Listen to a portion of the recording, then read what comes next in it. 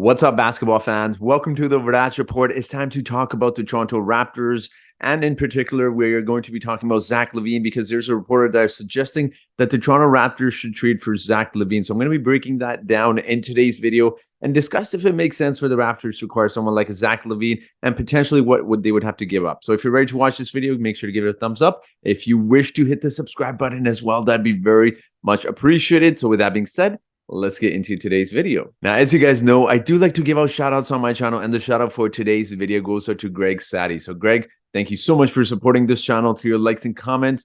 It is very much appreciated. Now, shout out to Twitter. Basketball on X on Twitter was reporting ESPN, Kevin Pelton, and Zach Lowe both believe that the Toronto Raptors should seriously consider making a Zach Lavine trade.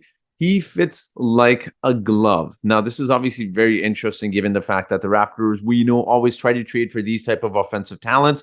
I'm not comparing Zach Lavine to the ones they were previously linked to, but, Kevin Durant, Damian Lillard were just two names that come to mind when you talk about players that could potentially be moved. And then you kept hearing the Raptors name being linked to them quite a bit. Now, Zach Lavine is probably a tier lower than them, but he's also a lot younger than them when we talk about age and fit. So that is one point that makes a little bit more sense rather than trading for someone who's a 33, 34-year-old, at least at the end of their career, going there. So Zach Lavine, obviously, we know, great scorer. As you take a look at his stats here, he's averaging 21.7 points this season, 4.9 rebounds, 3 assists, shooting the three-point ball a little bit lower than what he usually does, 33% on 7 attempts per game. We know he's a much better three-point shooter than that. When you look at previous seasons, he's always shot around 37, 38, 41%.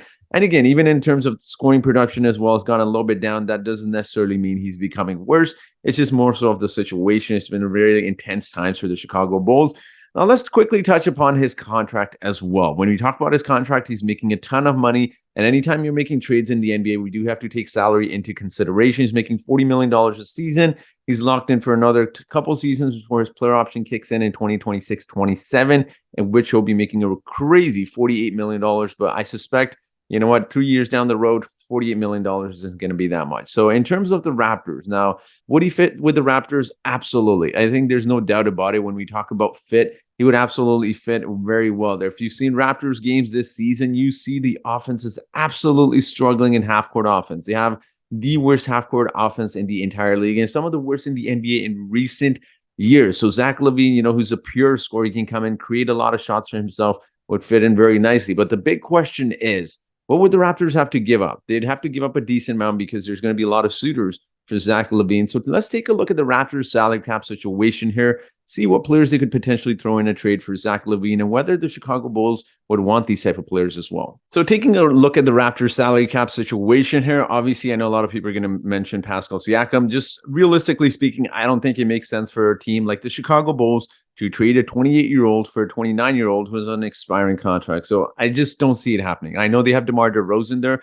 If you're trading Zach Lavine, a pure scorer like him that's, just entering his prime, it truly doesn't make sense to try and retool around a 34-year-old DeMar DeRozan. So I just don't see a Pascal Siakam trade happening for Zach Lavine. In terms of other guys, though, I think you could potentially throw in someone like a Gary Trent Jr. Again, we need to make about $40 million, right? We do need to keep that in mind. So Gary Trent Jr., Chris Boucher would absolutely have to be included for salary purposes. He's probably a Thaddeus Young as well. And very likely you'd have to throw in easily one of Grady Dick, and Precious Achiuwa. So I think I'm probably leaning towards more Grady Dick. They would want in a package coming back for someone like a Zach Lavine and maybe a second round, maybe a future first round pick. Again, we do need to remember the bidding is going to be very high for someone like a Zach Lavine. Many teams will want him as well. So again, I don't know how to feel about that trade. I'm not ready to give up on someone like a Grady Dick as of yet. I'd rather throw in someone like a Precious Achiuwa. But then if you're not including someone like a Grady Dick, you definitely have to throw in at least a future first-round pick. And as bizarre as this may sound, I know the Raptors need someone like a Zach Lavine to throw in there to, really help them with scoring. I would not do this trade involving Grady Dick in particular, or I would not even throw in first-round picks at this moment. Not because I don't think Zach Lavine is worth not trading for. I just think at the moment the roster construction is kind of funky. So now you would have a roster of let's pretend for a moment that trade goes through, right? You get Gary, Chris Boucher, Thaddeus Young, Precious Achiuwa, a couple second-round picks maybe in the future. You throw that in there, and now you got a starting lineup of Jakob Poeltl, Pascal Siakam, Scotty Barnes, OG Anunoby, Dennis is your point guard. So maybe you move him to the bench and then you got Zach Lavine as well. I just don't know, guys. The major concern with the Raptors right now is that, some of the guys like OG and Anunoby is not getting enough touches. He's been vocal about that. There's been numerous reports over the years talking about how he's might leave because he may not get enough touches, right? So now you add Zach Lavine, a player who's going to be wanting the ball a lot. You got Pascal Siakam who wants the ball. You got Scottie Barnes who wants the ball as well. So again, it gets really complicated adding Zach Lavine to the mix. I just think if you're going to trade him, you have to trade a starter. Again, I know you're not going to trade Scottie Barnes, so that's out of the question. Jakob Poeltl just re-signed during the offseason, so you can't trade him. I don't think the Raptors will trade OG Anunoby. He's very vital to their defense, but I don't know how a trade works out, right? It's such a tough decision to make. I just think ultimately you will have to move a starter just because you do need some shot creation, right? I know Pascal Siakam's great. I'm not suggesting you should trade him, but if you're able to get a point guard, I just feel like that would be better. As great as Dennis has been, we do need more floor spacing again. I love Zach Lavine. I would love him on the Raptors. But again, even adding him, forget about OG for just a moment. Like add him and Pascal. There's already, like talks about Scottie not getting enough touches because when Pascal gets it, then Dennis gets it. Then, it just seems like there's not enough touches to go around. So it just complicates things a lot with the roster. And I just don't think the timing is right to acquire someone like a Zach Lavine. Not that I wouldn't want Zach Lavine on the Raptors roster. I think it would make a lot of sense.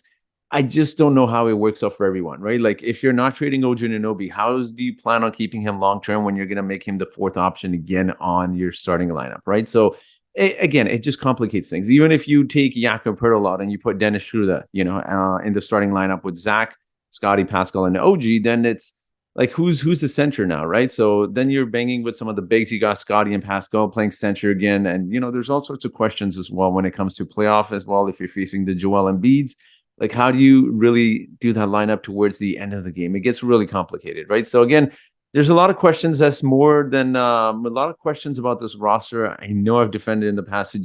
It seems like one of the starters needs to go to, if you're going to add a talent like Zach Lavine, I just feel like you need to remove one of the starters or somehow package it. I'm not going to say who. It's obviously very challenging to do so, which is why I believe Masai hasn't made a move, in terms of that. But we'll see what happens.